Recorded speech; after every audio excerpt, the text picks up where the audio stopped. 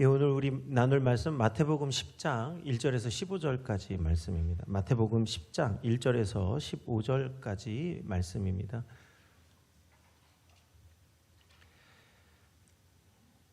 예, 우리 찾으셨으면 한 절씩 교독하겠습니다. 예수께서 그의 12제자를 부르사 더러운 귀신을 쫓아내며 모든 병과 모든 약한 것을 고치는 권능을 주시니라.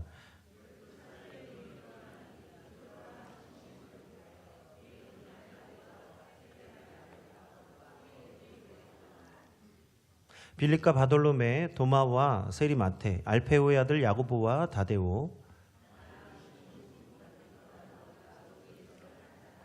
예수께서 이 12를 내보내시며 명하여 이르시되 이방인의 길로도 가지 말고 사마리아인의 고을에도 들어가지 말고 가면서 전파하여 말하되 천국이 가까이 왔다 하고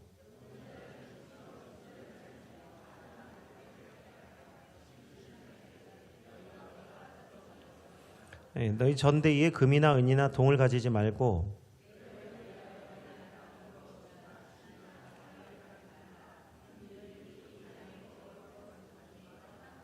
어떤 성이나 마을에 들어가든지 그 중에 합당한 자를 찾아내어 너희가 떠나기까지 거기서 머물라.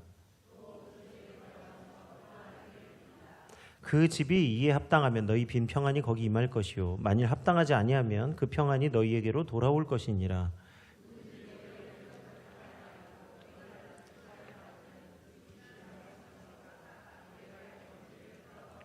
함께 읽겠습니다. 내가 진실로 너희에게 이르노니 심판날에 소돔과 고모라 땅이 그 성보다 견디기 쉬우리라. 아멘. 예, 오늘은 복음의 여행이라는 제목으로 함께 말씀을 나누고자 합니다. 우리 기독교 미래학자인 레너드 스위트 교수라는 분이 있는데 이분이 교회는 우리 앞으로 이제 교회들은 MRI를 잘 판독을 해야 된다는 이야기를 했습니다. 여기서 우리가 이제 익히 알듯이 MRI는 의료기기인데 우리 지금 이분이 말하는 MRI는 복음의 사명에 대해서 얘기하는 것이에요. 우리 건강을 위해서 MRI를 잘 판독해야 건강을 우리 지킬 수 있는 것처럼 복음 사명의 MRI를 잘 지킬 때 우리가 이 건강한 복음 또 교회 사명을 잘 감당하게 될 줄 믿습니다. 이 레너드 스위트가 예수님이 제자들에게 맡긴 복음 사명 안에 세 가지 MRI라고 하는 세 가지 사명을 발견하게 됐는데 첫 번째 M은 미셔널입니다. 선교적 사명. 두 번째는 릴레이션십입니다. 이 관계적 사명이 있고 세 번째 I는 인카네이션이라고 해서 성화의 사명이 있어요. 그러니까 복음에는 반드시 변화가 있기 때문에 오늘 이 변화 그리고 제자의 사명, 선교적 사명 이 세 가지 사명을 반드시 감당해야 된다고 말합니다. 그리고 복음을 전파하면 반드시 복음을 듣고 제자들이 생겨나게 되고요. 제자들이 생겨나게 되면 제자들은 반드시 변화의 삶을 살게 됩니다. 그래서 MRI 이 세 가지가 반드시 함께 복음의 사명 안에 담겨져 있는데 우리 복음을 믿는 모든 성도들에게는 반드시 이 세 가지 사명이 함께 나타나게 될 줄 믿습니다. 그래서 새 은혜를 새 부대에 담는다라고 하는 것이 바로 이 MRI로 또 나타나게 되죠. 오늘 예수님은 제자들과 함께 여러 고을을 다니실 때 천국 복음을 전파하시면서 모든 병든 것들과 약한 것들을 고쳐주셨습니다. 그런데 오늘 그러함에도 불구하고 여전히 무리들을 바라보실 때 그들에게 가장 중요한 것이 한 가지 없는데 그건 뭐냐? 목자 없는 양이다. 인생에 진정한 목표가 없고 목자가 없어서 고생하며 지쳐있는 것을 보게 됩니다. 우리가 그러니까 병들고 약해서 우리가 고생을 하는 게 아니라 사실은 인생의 목적, 우리 참된 인생의 목적을 알지 못하고 목자를 만나지 못해서 고생하고 지쳐있다는 것이에요. 그래서 불쌍히 여겨주시면서 오늘 제자들에게 다음과 같이 말씀합니다. 추수할 것은 많되 일꾼이 적으니 너희들은 주인에게 청하여 일꾼을 보내달라 해라. 이 말씀을 하시고 예수님께서 12제자들을 따로 세우셔서 여러 고을로 파송을 하십니다. 그때 이 사명을 맡겨주신 제자는 총 12명인데 다른 성경은 70명으로 나오지만 오늘 제일의 사명을 받은 사람은 12제자인데요. 오늘 베드로라 하는 시몬과 그의 형제 안드레와 세베대의 아들 야고보와 요한입니다. 이 둘은 다 각각 형제들인데 너무 복음으로 너무너무 귀한 형제들이에요. 그리고 빌립과 바돌로메, 도마, 세리마테, 알페오 아들 야고보와 다데오, 가나나인 시몬과 가룟 유다도 이 예수님의 사명을 받듭니다. 이 12명의 이름은 모두 예수 그리스도의 복음을 알린 인물들입니다. 비록 그 가운데에는 세리가 있었고 어부가 있었고 심지어는 예수님을 팔아넘긴 이 배신자도 있습니다. 열심당원도 있습니다. 그럼에도 불구하고 예수님은 12제자에게 권능을 주시고 복음을 전하게 하셨어요. 이제 이 12제자들은 예수님 말씀을 따라 둘씩 짝지어서 복음의 여행을 떠나게 되는데요. 우리 누구랑 짝지어서 가느냐에 따라서 여행이 참 크게 달라지게 됩니다. 아주 오래전에 제가 제주도에서 이제 우리 창민교회가 제주도 갔을 때 이게 그 주상절리 앞에서 참 신비한 경험을 했습니다. 나이가 많은 자매 둘이 여행을 와가지고 주상절리에서 그 멋진 풍경을 앞에 두고 둘이 싸우는 걸 봤어요. 이 두 분이 자매인데 굉장히 오랜만에 이제 자매가 작정을 해서 제주도 여행을 온 것 같아요. 근데 이제 너무 오랜만에 와서 그런지 서로가 좀 안 맞았나 봅니다. 삐걱삐걱 티격태격 하더니 결국 주상절리 앞에서 싸움이 난 거예요. 그래갖고 이제 언니가 동생에게 내가 너랑 다시는 여행을 오나 보라 그랬더니 동생도 예질세라 나도 다시는 여행 안 온다 그러면서 둘이 각자 헤어져서 따로 가더라고요. 근데 결국 밤에 뭐 그 호텔에서 다시 만날 건데 거기서는 이제 헤어지는 거예요. 왜 그렇습니까? 여행에 마음이 안 맞다는 거예요. 제가 아는 한 교회 간사님도 자기 친구하고 여행을 갔는데 둘이 정말 너무 절친이라 생애 처음으로 제주도 여행을 가셨다고 그래요. 근데 이 얘기를 들어보니까 근데 그 간사님이 여행을 갔다 오고 나서 그런 얘기를 하는 거예요. 내가 그 친구랑 다시는 여행을 가지 못하게 됐습니다. 왜 그랬냐니까 아니 친구랑 여행을 갔는데 여행 내내 어디를 가고 싶은지 얘기도 안 하고 뭘 먹고 싶은지 얘기도 안 하고 그래서 이 간사님이 그럼 이거 먹을까 여기 갈까 하고 갔다는 거예요. 열심히 잘 갔다 오더니 3박 4일 여행 갔다 오더니 그 간사님에게 이별 통보를 보냈답니다. 내가 너랑 여행 안 간다. 이유가 뭐냐니까 자기가 가고 싶은 데를 한 군데도 안 갔대요. 근데 이 간사님이 어디 갈까 물어봐, 그러니까 어디 가자는 얘기도 안 하고 물어보면 그럼 좋아 가지. 그리고 가놓고는 갔다 와서 자기가 원하는 데는 한 군데도 안 갔다. 도대체 무슨 여행을 갔다 온 건지 모르겠어요. 이처럼 둘이 여행을 가게 되면요 좋기도 하지만 정말 좋을 수도 있지만 극단적인 경우도 있어요. 근데 오늘 예수님이 이 제자들을 둘씩 짝지어서 보내셨는데 이 두 사람씩 짝지어 갈 때는요 여행에 분명한 목적이 있어서 둘씩 짝지어서 보내셨습니다. 다시 말하면 복음의 여행을 떠나보내게 하셨는데 이 여행은 개인적인 여행이 아니라 의미와 목적과 방법과 보상이라고 하는 중요한 원리를 따라서 이 복음의 여행을 보내셨다는 거예요. 오늘 우리들도 보통 여행을 떠나게 되면 세 가지 큰 의미를 가지고 여행을 가게 됩니다. 첫 번째는 여행의 의미와 목적이 있어야 되고 두 번째는 여행의 방법이 있어야 되고 세 번째는 여행을 다녀오면 그 여행을 통해서 보상을 얻게 됩니다. 그 세 가지 유익이 있는데 첫 번째 여행의 첫 번째 유익은 목적이 있어야 된다는 거예요. 어느 여행이나 개인의 목적이 다양하겠지만 목적이 분명히 있습니다. 그래서 여행의 목적을 따라서 여행을 떠나게 됩니다. 목적이 분명하면 그 여행을 통해서 우리가 크게 성장하게 되는 거예요. 이 여행이라고 하는 것은요, 우리의 일상을 벗어나서 다양한 사람들과 새로운 환경을 만나게 됩니다. 그것을 통해서 평소에 느끼지 못했던 생각과 경험을 하게 되고 또 문화를 경험하게 되면서 내가 알지 못했던 새로운 것들이 일어나기 시작하는 내 속에서. 그래서 이러한 여행의 목적이 분명하면 분명할수록 여행에서 느껴지는 경험과 거기에 대한 보상도 분명하게 나타납니다. 그러니까 떠나기 전에 여행의 목적이 분명하게 세우고 가지 않으면 그 여행은 이미 실패한 여행이다. 두 번째는 여행의 방법이 있어야 됩니다. 목적이 분명하다면 수단도 분명해야 되는 거예요. 방법이 있어야 돼요. 보통 우리 여행에 우리 한국 사람들이 떠나는 여행은 두 가지 여행입니다. 첫 번째 패키지 여행이 있고 두 번째 자유여행이 있어요. 패키지 여행은요, 숙박과 교통, 유명한 관광지를 코스를 다 짜서 그 따라가기만 하면 돼요. 루틴이 있어요. 그래서 거기 따라가기만 하면 다른 사람들이 본 거, 느낀 거, 경험한 거 나도 느끼고 경험하고 그래서 내가 빠지지 않고 거기에 가서 다른 사람들이 느낀 것도 느낄 수 있도록 그러니까 그게 패키지 여행이죠. 편안하고 안전하고 그리고 만족도가 높습니다. 그런데 또 반대로 자유여행이 있어요. 자유여행은요, 출발하면서부터 돌아올 때까지 숙박과 교통과 여행 코스를 내가 다 짜야 돼요. 그래서 자유여행을 가려면 먼저 준비가 철저해야 되고요. 가서도 우리 움직여야 되잖아요. 계속 끊임없이 움직여야 되기 때문에 모빌리티가 뛰어나야 돼요. 그게 다시 말하면 짐이 많으면 움직임이 떨어지는 거예요. 그래서 짐을 최대한 가볍게 해야 됩니다. 그럼에도 불구하고 자유여행을 가는 이유가 뭐죠? 여러 가지 불편사항이 있고 어려움이 있고 낯설기 때문에 두려움도 있지만 자유여행을 가는 이유는 내 여행의 목적이 분명하기 때문에 그만큼 리스크를 감당하는 거죠. 세 번째는 그러한 여행, 어떠한 여행이든지 우리가 패키지든지 자유여행이든지 여행에는 반드시 보상이 따릅니다. 먼저 여행을 떠나면요, 우리가 그동안에 우리 안에 잠자고 있던 감정들이 살아나게 돼요. 우리가 그동안에는 이제 일상생활에 젖어 있을 때에는 두려움과 염려가 별로 없고 편안한 가운데 있지만 낯선 곳에 가면 두려움도 있고 염려도 있습니다. 반대로 그 두려움과 염려를 잘 이기면 상대적으로 흥분과 기대와 감동이 따라오게 되는 거예요. 불편함을 감수하면, 우리가 불편함을 감당하면 오히려 그것을 통해서 큰 기쁨을 누리게 됩니다. 그래서 우리가 낯선 곳에 가고 우리가 선교지를 가게 되면 선교를 갔다 온 사람들, 특히 자녀들은 큰 기쁨을 얻게 되는 거예요. 왜냐하면 그동안에 내 일상이 무료했는데요, 별것 아닌 줄 알았는데 선교지를 갔다 오면 상대적으로 그곳에서 고생하고 돌아오면 내 일상이 얼마나 귀한 것인지 알게 되는 거죠.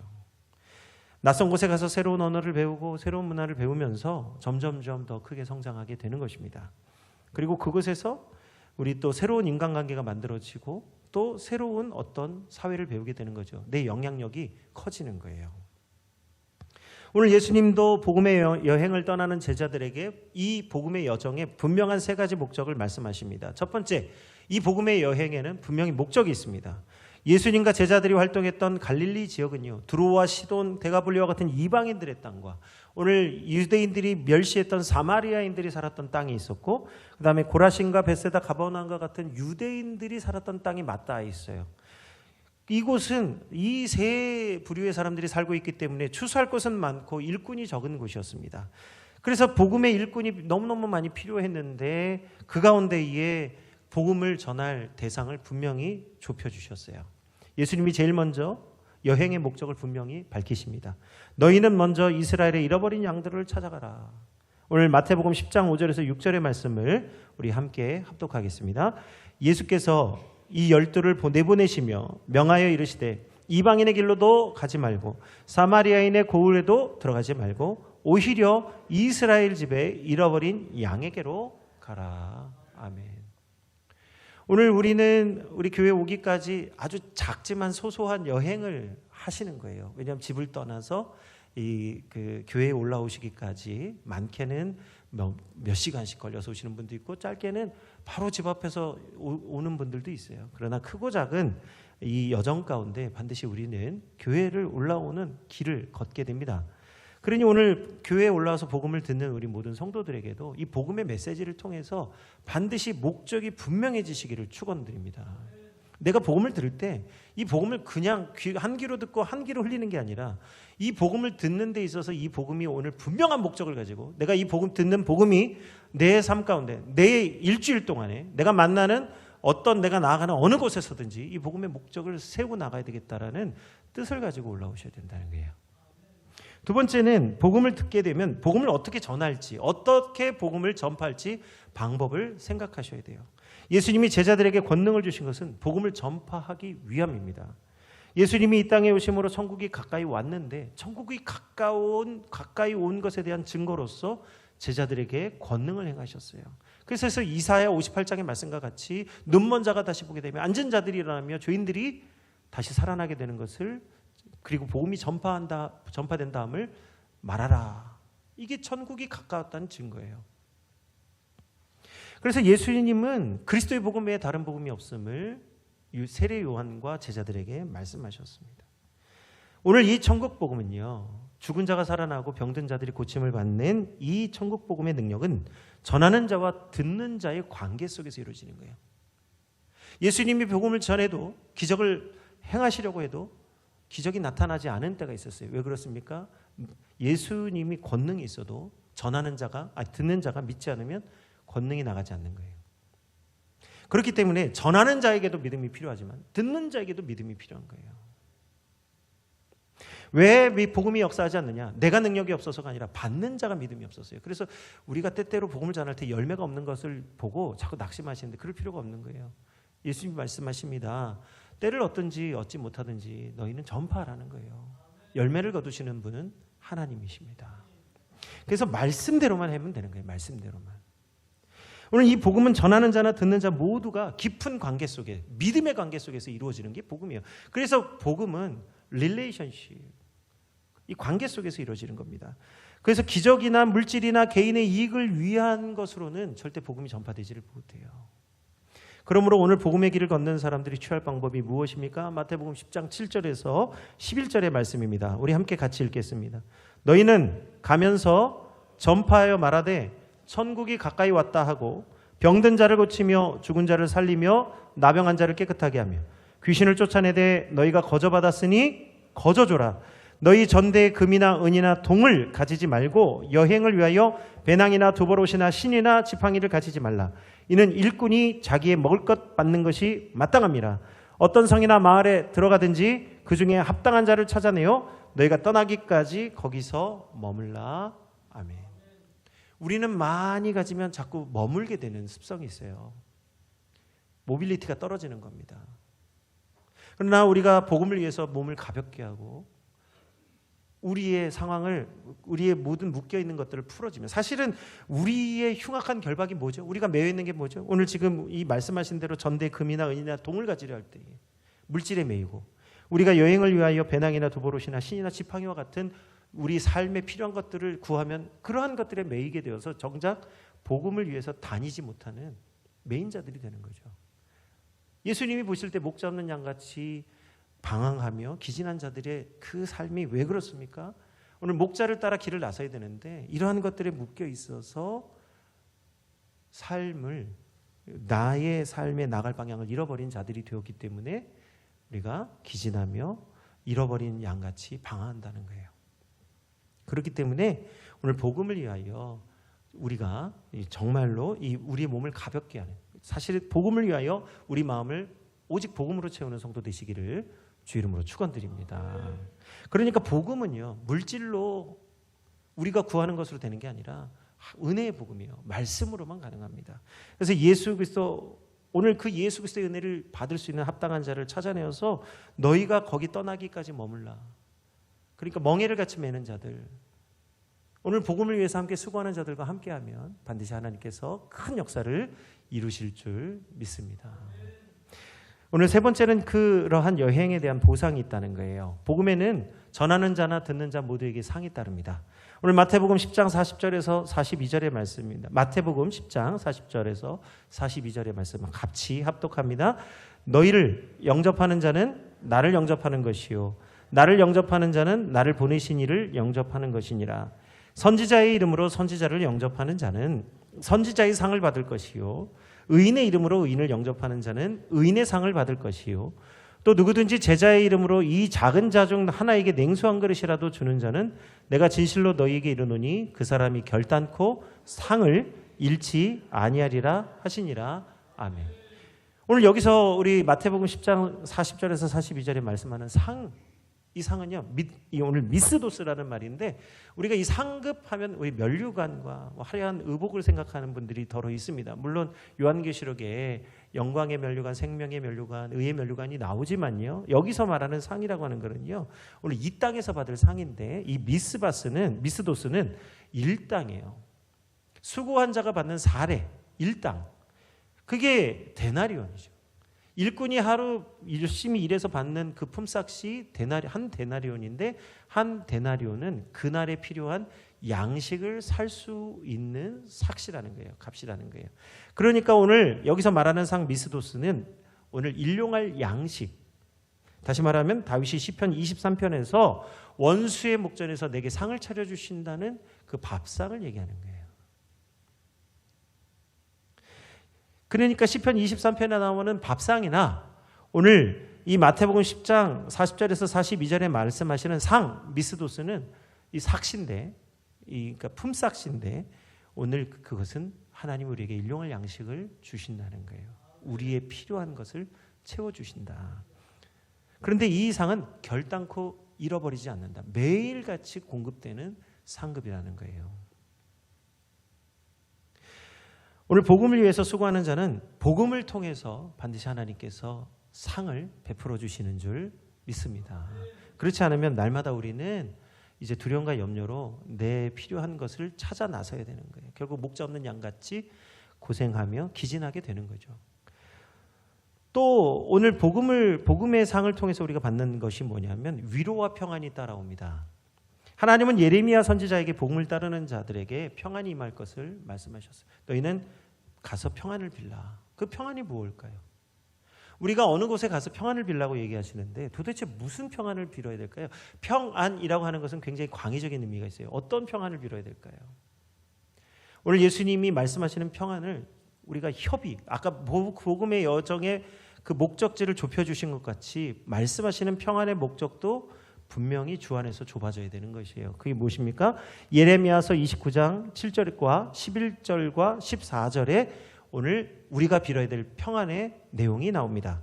우리 자막이 나올 텐데 같이 합독하도록 하겠습니다.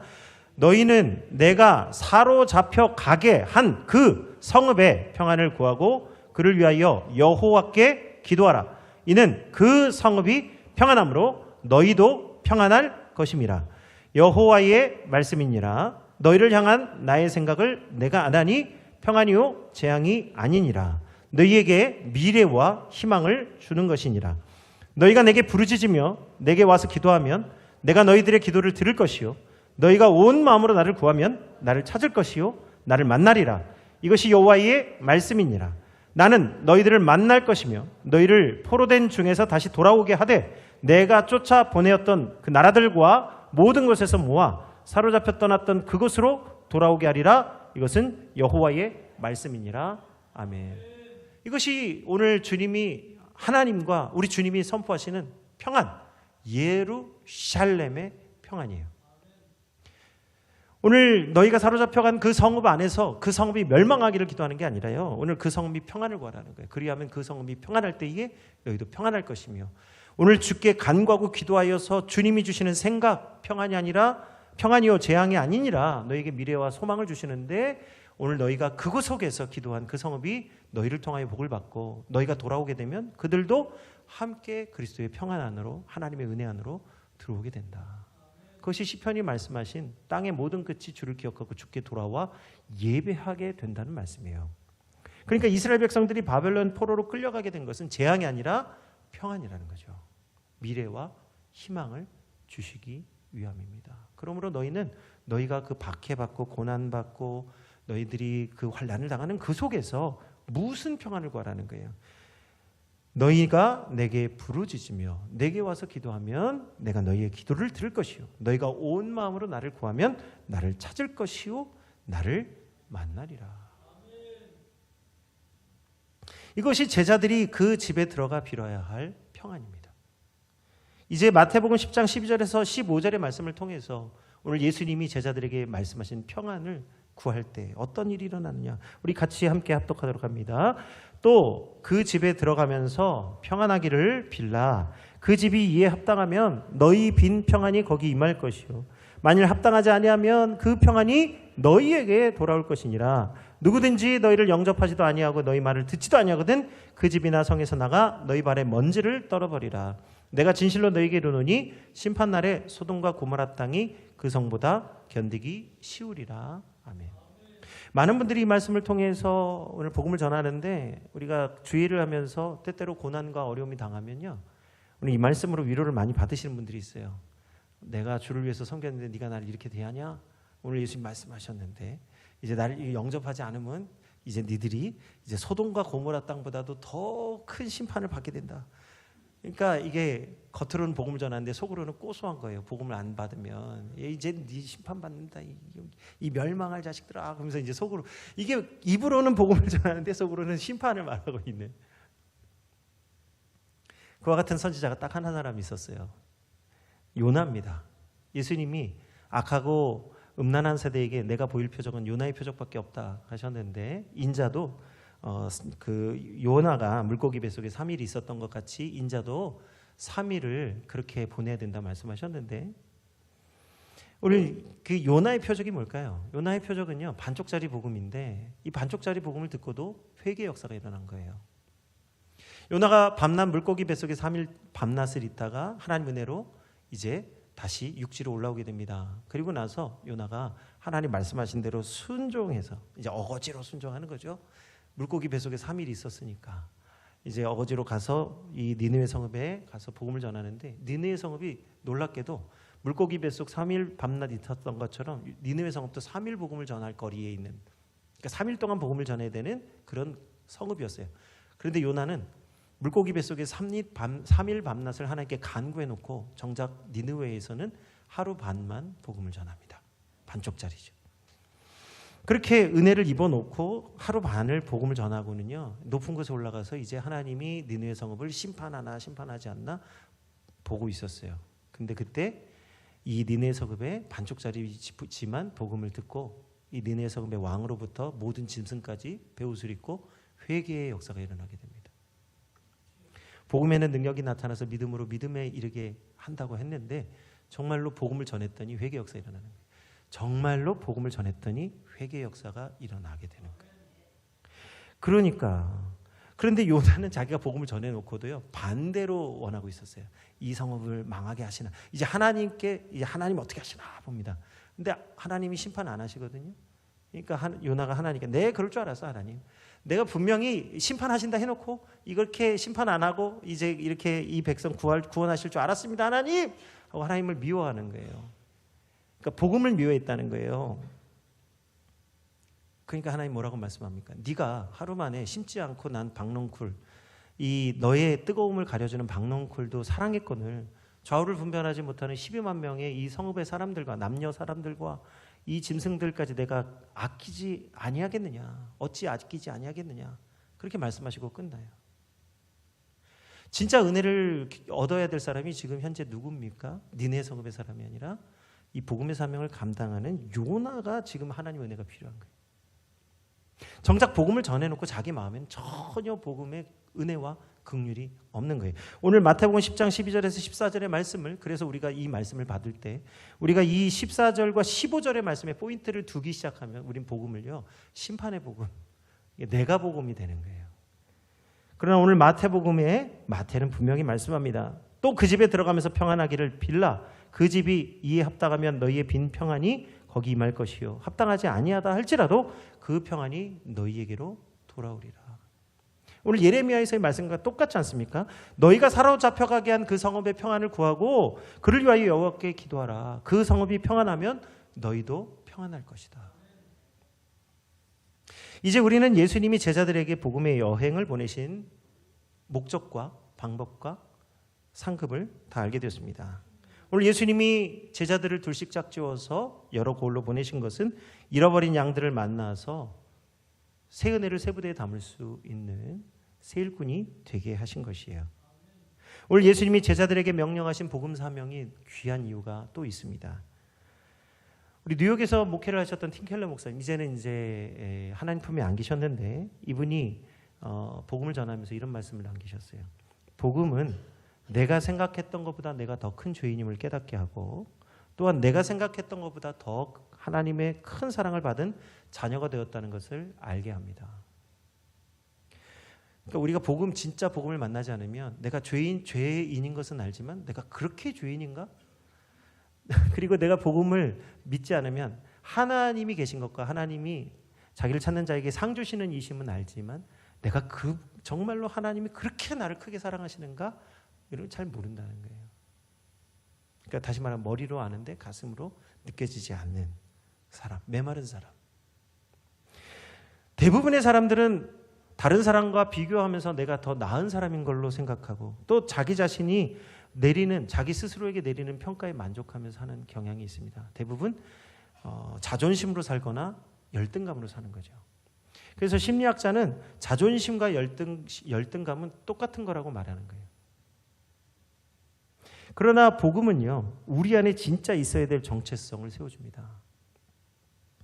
우리가 복음이 없는 정체성은 괴로운 거예요. 자존심으로 살든 열등감으로 살든 그 마음 안에는 항상 괴로움이 있어요. 그러나 오늘 복음은 우리 안에 빠져있는, 정말로 빠져있는 진정한 우리의 정체성, 우리의 목적을 알게 합니다. 사도 바울은요, 자기 자신을 죄인 중에 괴수라고 고백했지만 동시에 그것을 통해서 자신을 구원해 주신 예수 그리스도를 확실하게 만났어요. 그렇기 때문에 그는 죄인의 괴수이면서도 동시에 그리스도 안에서 참된 평안을 누릴 수가 있었습니다. 복음 안에서만 평안을 누릴 수 있는 거예요. 오늘 내가 죄인이기 때문에 겸손할 수 있는 거죠. 죄인인 것이 감사한 건 뭐예요? 겸손할 수 있다. 내가 이렇게 죄인인데 나를 구원해 주셨으니까 겸손하게 되는 것이 얼마나 은혜입니까? 그래서 죄인인 것을 아는 게 은혜예요. 두 번째는요, 이 복음으로 인해서 내가 하나님 자녀가 된 것을 알기 때문에 이게 은혜입니다. 하나님의 자녀가 되었기 때문에 모든 권세와 능력을 우리에게 주시는 것이에요. 그래서 우리가 다만 악에서 구원을 받을 수 있는 유일한 방법은 뭐냐? 예수 그리스도께서 우리에게 주신 복음 안에 사는 거예요. 나는 할 수 없지만 주께서 모든 것을 하십니다. 그래서 나는 약하지만 주 안에서 강하고, 나는 아무것도 할 수 없지만 주 안에서 모든 것을 할 수 있습니다. 할렐루야. 복음이죠. 그래서 이것이 복음이 주는 능력이에요. 권세. 수원 한민교회를 다니면서 서재경 목사님이 하신 말씀이에요. 강원도 원주에서 충북 충주로 넘어가는 양안치 고개에 가면 박경리 선생님을 기리는 토지문학관이 있습니다. 본관 1층에 가보면 선생님의 유품이 있는데, 유품이라고는 원고 몇 개와 낡은 펜과 밀짚 모자와 달아빠진 호미, 그리고 안경 같은 것들이 있습니다. 그 소박한 물건만 가지고도 박경리 선생은 큰 작품을 써낸 것을 보니 대단합니다. 그의 유품이 그의 삶을 빛나게 한 게 아니라 그의 작품이 그의 유품을 빛나게 한 것이죠. 오늘 사도 바울이 디모데에게 요구합니다. 네가 올 때에 내가 들어와 가보의 집에 둔 겉옷을 가지고 오고, 또 책은 특별히 가죽 종이에 쓴 것을 가져오라. 일전에 이 가죽 종이에 쓴 책이 로마서 말씀이었을 것이라고 제가 말씀드린 적이 있는데, 오늘 복음의 여행을 떠났던 사도 바울이 디모데에게 부탁한 것이 너무나 소박한 것인데, 두 가지인데, 하나는 이 드로아의 집에 걸어두었던 오늘 겉옷과 그리고 종이책 한 권이었다는 거예요. 바울이 겨울이 다가오기 전에 요구한 것은 두 가지입니다. 그런데 이 마지막 길, 지금 이 디모데후서를 쓴 이때가 바울이 이제 순교하기 직전에 쓴 편지예요. 마지막 길을 준비하는 바울이 가지려 한 것은 겨우 외투 한 벌과 종이책 한 권이었다는 거죠. 이 이야기는 뭐냐면, 지금 바울에게는 겨울에 외풍을 막아줄 외투 한 벌조차 없었다는 거예요. 그러나 오늘 주 안에서 갇힌 자 된 바울은 우리에게 예수 그리스도의 복음을 전해 주었습니다. 아무것도 없는 자지만 모든 것을 가진 자였어요.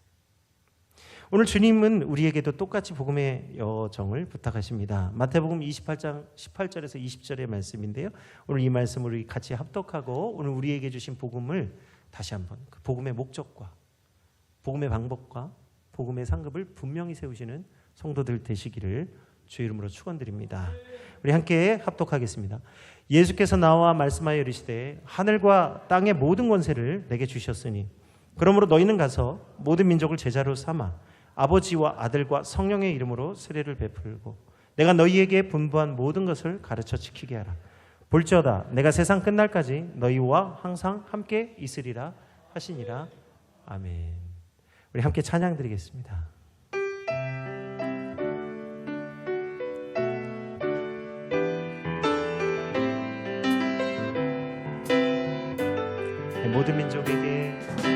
모든 민족에게 주 성령 부어주소서. 하나님의 백성 주의 말씀 주시고 은과 항상 주사 주의 비밀 알리소서. 의미 싸우니 아들이 주의 날 선포케 하소서.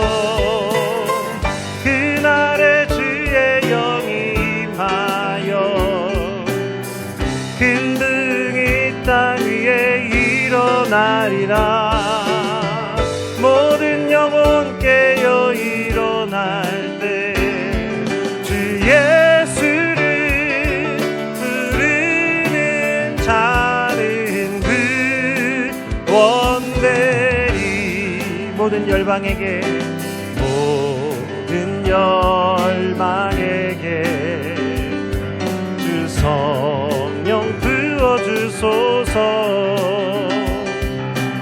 영광 중에 오사 경외하게 하시고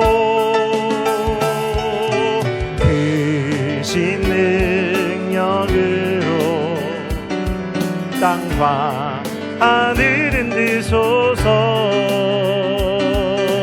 주를 기다리니 만물이 주의 날을 보게 하소서. 그날에 주의 영이 임하여 큰 붕이 땅 위에 일어나리라. 모든 영혼 깨어 일어날 때 주 예수를 부르는 자는 구원되리. 그날의 주의 영이 임하여 큰 붕이 땅 위에 일어나리라. 모든 영혼 깨어 일어날 때 주 예수를 부르는 자는 구원되리. 그날의 주의 영이 임하여 큰 권능이 땅 위에 일어나리라. 모든 영혼 깨어 일어날 때 주 예수를 부르는 자는 구원되리. 아멘. 이 시간 우리 함께 기도하기 원합니다. 주의 복음을 전하는 자나 듣는 자나 큰 부흥 안에 있게 하시고 하나님의 권능의 날에 주의 흰옷을 입은 성도들이 즐거이 주께 헌신하게 하시고 새벽 이슬 같은 주의 청년들이 주께 나오게 하실 줄 믿습니다. 이 복음의 사명 앞에 목적을 분명하게 하시고 복음의 방법을 가지고 우리에게 주신 권능과 능력을 하나님 행할 수 있는 우리 성도들 다 되게 하여 주옵소서. 우리 주의 이름으로 함께 기도하겠습니다. 주여, 주님 감사합니다. 내게 주신 복음의 능력과 복음의 권세를 가지고 오늘도 다시 한번 이 땅 위에 있는 모든 성도들을 향하여 나아갑니다. 모든 골과 모든 아버지 하나님 동서남북 사방으로 나가서 복음의 기치를 들고 나아가오니 복음을 들고 산을 넘는 자들의 발걸음을 아름답게 하시고 만민을 향하여 하나님의 복음, 아름다운 복음을 전파하고 선포할 수 있는 우리 장민의 성도들이 다 되게 하여 주옵소서. 이 복음의 여정의 목적을 분명하게 하시고 하나님 복음의 방법을 가지고 복음을 전하는 자들이 되게 하여 주옵소서. 너희는 아버지의 은이나 금이나 아버지의 동을 가지지 말고 하나님 너희의 그 아버지 하나님 전대를 위하여 아버지의 두보릇이나 신발이나 아버지의 막대기를 가지지 아니하며 하나님 일용할 양식을 하나님께 구하며 하나님 평안을 비는 자들이 다 되게 하여 주옵소서. 하나님 우리가 속한 모든 곳에 하나님의 평안을 빌게 하시고 하나님의 복음을 전하게 하셔서 듣는 자나 아버지 하나님 전하는 자나 다 하나님의 은혜 안에 있게 하시고 이 복음이 땅끝까지 전파될 때 그제서야 세상이 끝이 오리니 하나님이 오늘 우리에게 주신 이 복음이 전파되어질 때 하나님의 나라가 임하며 땅의 모든 끝이 주께 돌아와 예배게 하시고 다시 한번 하나님 크신 은혜가 예루살렘으로부터 시온의 영광이 오늘 우리에게 임하게 하실 줄 믿습니다. 우리 믿는 모든 성도들을 통하여 영광과 존귀를 받으시옵소서. 주님 감사합니다. 오늘 우리의 인생이 복음의 여정입니다. 하나님 우리가 태어나서 죽을 때까지 우리의 삶에 모든 만나는 사람과 우리가 나가는 모든 지경이 하나님의 땅, 하나님 함께 하시는 하나님 장소가 되게 하여 주옵소서. 내가 밟은 모든 땅이 하나님의 성전이 되게 하시고 하나님 나와 함께 하시고 우리가 기도하는 것에 간구하고 기도하는 것을 들으시고 응답하시는 하나님이 만나시는 장소, 거룩한 성전이 되게 하실 줄 믿습니다. 예수님께서 말씀하십니다. 46년 동안 너희 손으로 진 이 성전을 헐라 내가 3일 만에 다시 세우리라. 오늘 예수님이 보여주신 이 요나의 표적대로 오늘 우리가 전심으로 주를 부르짖으며 주의 복음을 전파하게 하실 때에 땅의 모든 끝에 주님 기억하고 돌아오게 하시고 놀라운 부흥의 역사가 이 땅 위에 일어나게 하실 줄 믿습니다. 오늘 이 복음의 사명에 참여하는 자들이 되게 하셔서 새 은혜를 새 부대에 담는 역사가 있게 하여 주옵소서. 내 시작은 비록 미약하였으나 내 나중은 심히 창대하리라. 오늘 말씀하신 대로 창성케 하시는 은혜가 우리 모두에게 부어 주옵소서. 오늘도 함께 하시는 예수 그리스도의 은혜로 감사하며 기도드립니다. 아멘.